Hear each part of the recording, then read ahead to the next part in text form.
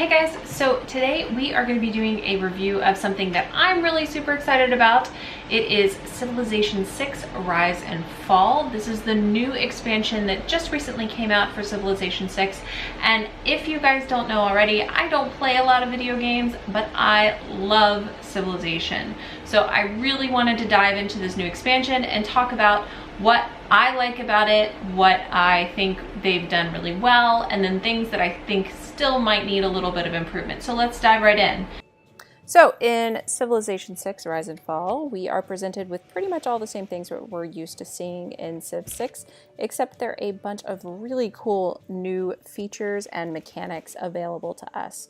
So while it may feel the same, there's definitely a few new bells and whistles to get you excited. So the new mechanics that they've added are things like governors, loyalty, emergencies, ages, and then also the new era score mechanic, which I think is really cool. They've also included things like the new timeline with historic moments, as well as new units, wonders, districts, as well as new civilizations. There's a lot to unpack here, so let's get started. So first, let's talk about loyalty, which you can see if you click on the loyalty lens. This is where pressure from other citizens in other cities actually influence cities and city-states to change loyalty. Things like government policies, governors, and how close you build your city can change the amount of influence that you have and potentially make a city revolt. It's a pretty cool mechanic. Next on the list are governors. These actually are one of the biggest additions to this new expansion. So governors, which there are 7 of them, these different governors can be placed in any of the cities that you own, and each one has different skills that it can perform. They each sort of have their own mechanic, and you should think about how to use them and how to promote them over the course of the game to the best of their ability so that you can get the most out of them. So when you get points that allow you to get a new governor, you can either choose a new governor or promote one. And when you do that, you can actually reassign them to different places and move them around. They're not stuck in the same city the whole time. However, similar to spies, if you do move them to a different city, they do take 5 turns to get established, which is fine. So you can see here the chart where you can pick what they can do, and then you can place them in a particular city. It's a pretty neat buff to each of your cities to be able to have this extra special character who gives them something that is potentially particularly very good, whether that's for loyalty or for production or for faith or for defense in the case of Victor. There's a lot of options here that adds a lot to the game, and you can even move some of them to city-states as well. It is pretty awesome. So up next on the list is emergencies. This terrifying noise is what makes when you have an emergency. This is when you get a significant lead in one area, i.e. converting a holy city to a different religion like I did, and people team up to try to stop the emergency. In this case, they were fighting against me. However, I very thankfully won. And I got a really nice cash bonus as well as some other stuff for being victorious.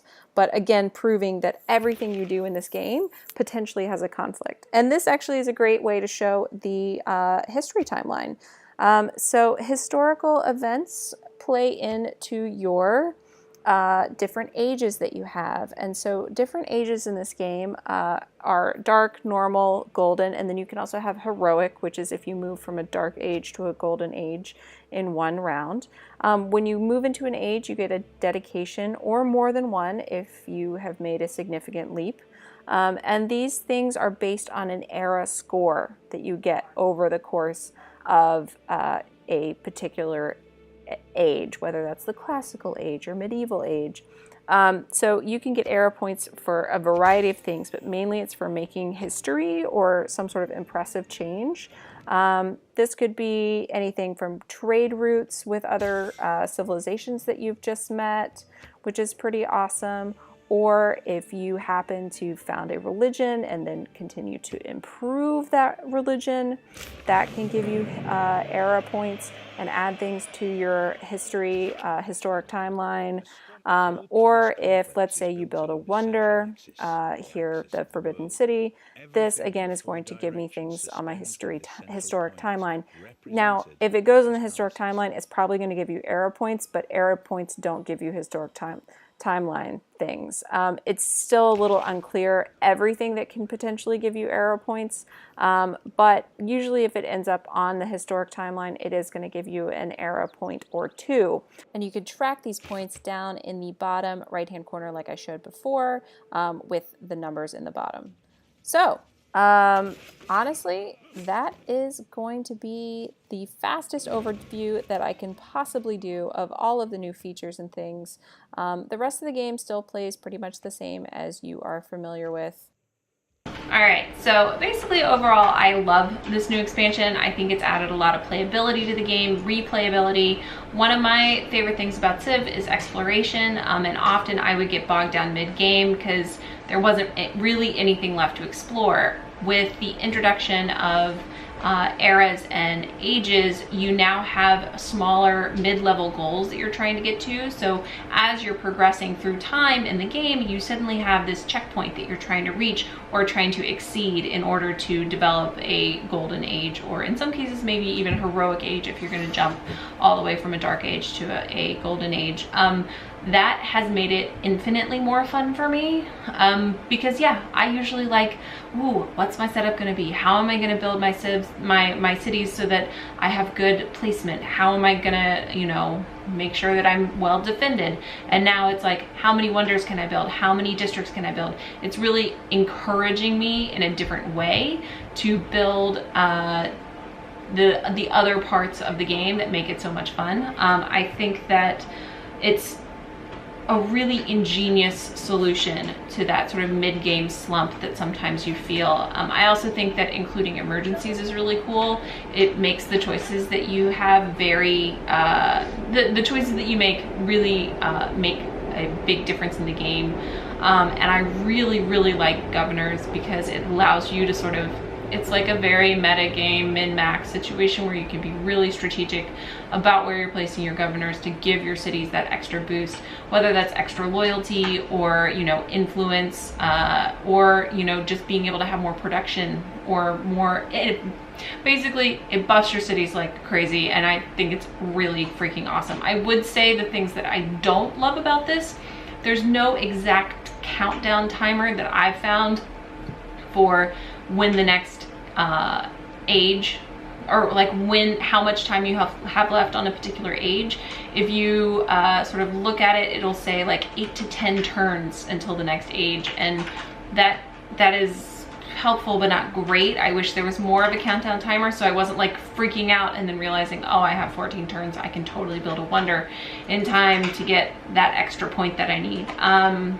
Yeah, I would say that was sort of my initial biggest frustration. I don't exactly understand how loyalty works, and I think that mechanic could be laid out a bit more clearly when it comes to influencing other cities. I haven't actually experienced the city becomes a free state or a free city and then trying to take it over yet, so that's still yet to be seen from my own playing, but that just comes with time, I think. And the more that they put out, you know, they'll put out more updates to the game and tweak things here and there, and I think it'll become clearer how you can use loyalty to your benefit. One of the things that I loved about Civ 5 was playing Austria because you could purchase city-states, and I think if you have city-states that can now come over to you, or free states that can come over to you depending on how your loyalty is, or maybe even buying out loyalty, can we get a mechanic where you can actually pay for loyalty and then install a governor who increases loyalty so they actually are loyal to you? That would be really interesting. Yeah, so those are my thoughts. please, if you have had a chance to play and there are parts that you think that I missed or you think that are really cool that I should check into, don't forget to comment below. I'm always happy to talk about Civ because I love it. But yeah, I'm really happy with this update. It is been worth the wait, and I am really thrilled with the direction that they're heading in with this game. So I think that's going to be it for today. Don't forget to like, share, subscribe, and support on Patreon if you are so inclined, and I will see you next time. Bye guys!